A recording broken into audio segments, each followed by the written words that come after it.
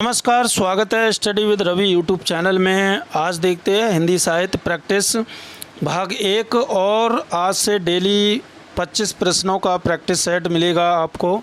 और ये practice set बहुत ही महत्वपूर्ण रहेगा UP TGT, PGT, LT grade, DSSV, master cadre जिसे चंडीगढ़ टीजीटी पीजीटी के नाम से जानते हैं, बहुत ही महत्वपूर्ण रहेगा।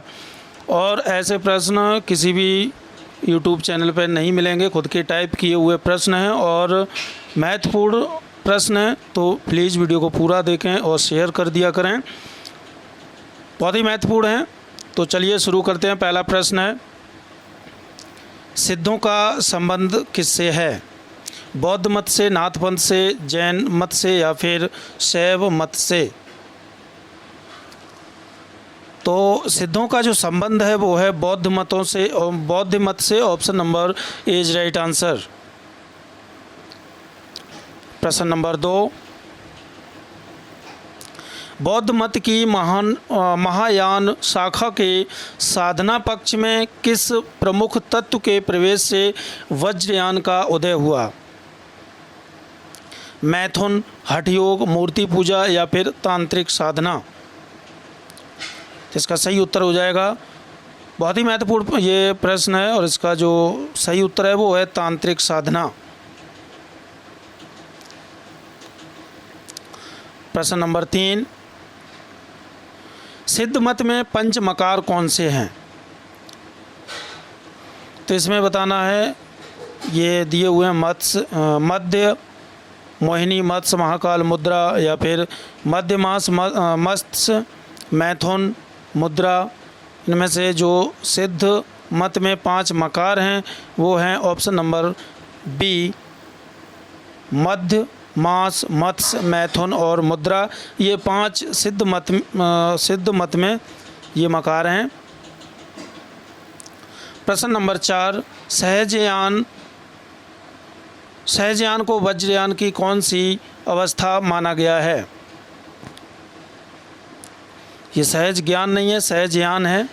सहजयान को वज्रयान की कौन सी अवस्था माना गया है? तो इसका सही उत्तर हो जाएगा ऑप्शन नंबर सी, सिद्धावस्था। सभी प्रश्न बहुत ही महत्वपूर्ण हैं यूपी टीजीटी पीजीटी के लिए, तो वीडियो को पूरा देखें और जब तक याद ना हो जाए तब तक देखते रहें। प्रश्न नंबर 5, चर्यापद का संबंध किससे है? तो चर्यापद का संबंध है ऑप्शन नंबर ए, सिद्ध मत से।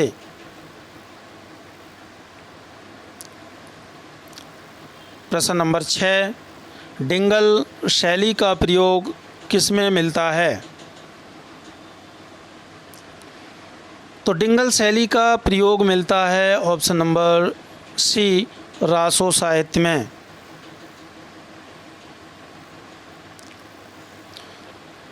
प्रश्न नंबर 7, गोम समाज या फिर श्री समाज का संबंध किस से है?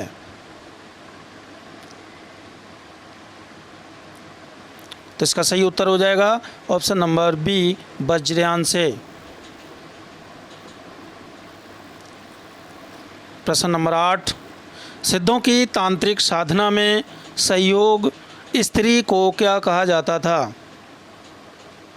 डोमिनी, भैरवी, महामुद्रा या उपरोक्त सभी? तो सिद्धों की तांत्रिक साधना में सहयोग स्त्री को कहा जाता था, डोमिनी भी कहा जाता था, भैरवी, महामुद्रा भी कहा जाता था। इसके लिए सही उत्तर हो जाएगा उपरोक्त सभी।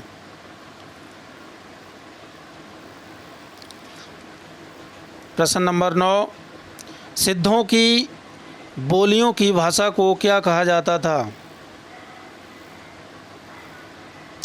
तो ये संध्या भाषा कहा जाता था। Option number A is right answer. प्रश्न नंबर 10, सिद्ध साधना में डोमिनी या भैरवी का अर्थ क्या है? तो सिद्ध साधना में डोमिनी या भैरवी का अर्थ है ऑप्शन नंबर सी, वामाचार में सहयोगी, प्राय नीच जात की स्त्री। ये जो है डोमिनी या भैरवी का अर्थ है। प्रश्न नंबर 11, निम्नलिखित में सिद्ध साहित्य की कौन सी विशेषता नहीं है? तो सिद्ध साहित्य की कौन सी विशेषता नहीं है, इसका सही उत्तर हो जाएगा ऑप्शन नंबर बी, नारी का निषेध।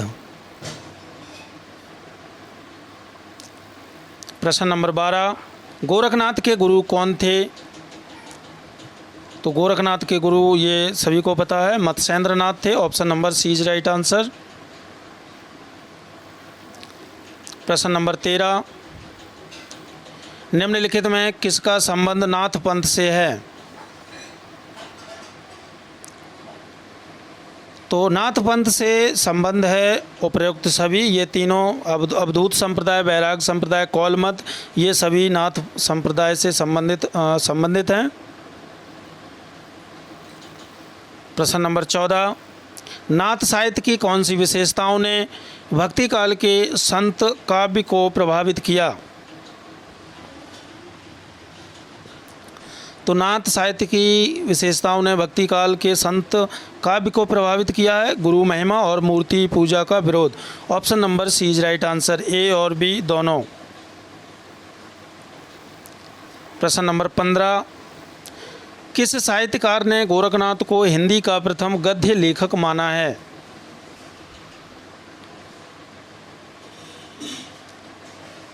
तो गोरखनाथ को हिंदी का प्रथम गद्य मानने वाले साहित्यकार हैं ऑप्शन नंबर बी, मिश्र बंधु।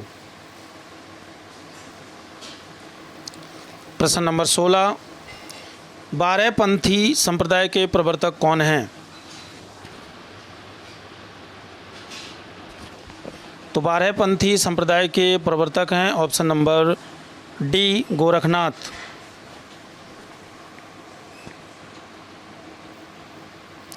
प्रश्न नंबर 17, कौल मत के प्रवर्तक कौन हैं? तो कौल मत के प्रवर्तक माने जाते हैं ऑप्शन नंबर ए, मत्स्येंद्रनाथ।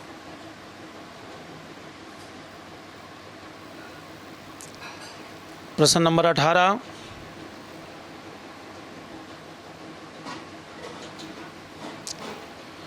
सिद्ध साहित्य के संदर्भ में कौन सा कथन असत्य है? तो सिद्ध साहित्य के संदर्भ में कौन सा कथन असत्य है? इसमें हठयोग और तांत्रिक साधना प्रमुख है, या फिर सिद्धि के लिए स्त्री का भोग आवश्यक माना गया है, या फिर ऑप्शन नंबर सी, रहस्य भावना की प्रमुखता, या ऑप्शन नंबर डी, मूर्ति पूजा का विशेष महत्व। तो सिद्ध साहित्य के संदर्भ में जो इसमें से असत्य कथन है वो है ऑप्शन नंबर डी, मूर्ति पूजा का विशेष महत्व। प्रश्न नंबर 19, हिंदी साहित्य की किस काव्यधारा पर सिद्ध और नाथ साहित्य का सर्वाधिक प्रभाव दृष्टिगोचर होता है?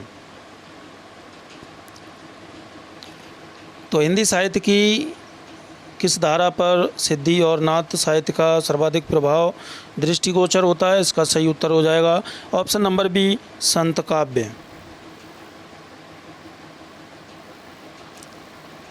प्रश्न नंबर 20, सिद्धों और नाथ पंथ में किस बात को लेकर मतभेद था? तो सिद्धों और नाथ पंथ में किस बात को लेकर के मतभेद था? इसका सही उत्तर हो जाएगा ऑप्शन नंबर डी, साधना में नारी का भोग।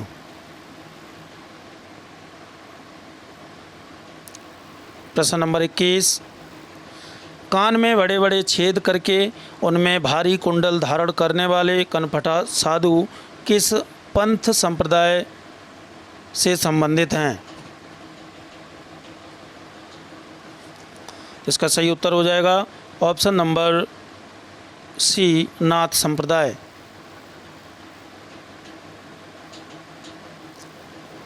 प्रश्न नंबर 22, वैराग पंथ किस संप्रदाय की शाखा है?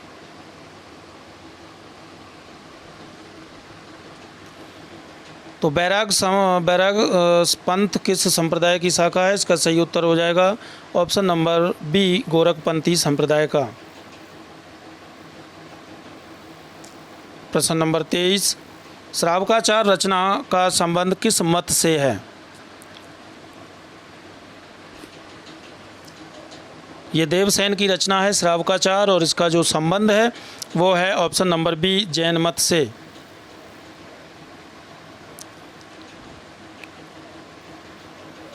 प्रश्न नंबर 24,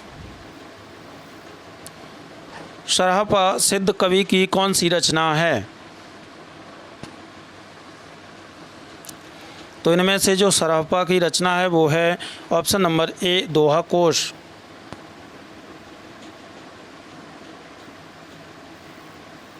प्रश्न नंबर 25, गोरखवाणी का संपादन किसने किया? तो गोरखवाणी का संपादन किया है ऑप्शन नंबर डी, पीताम्बर दत्त बर्थवाल ने। तो दोस्तों ये थे महत्वपूर्ण 25 प्रश्न। इससे आगे के 25 प्रश्न कल करवाएंगे जो बहुत ही महत्वपूर्ण रहेंगे। ऐसे ही जब तक परीक्षा नहीं हो जाएगी तब तक ये 25 प्रश्नों की सीरीज चलती रहेगी, और ऐसे ही महत्वपूर्ण प्रश्न करते रहिए। पूरा वीडियो देखने के लिए धन्यवाद।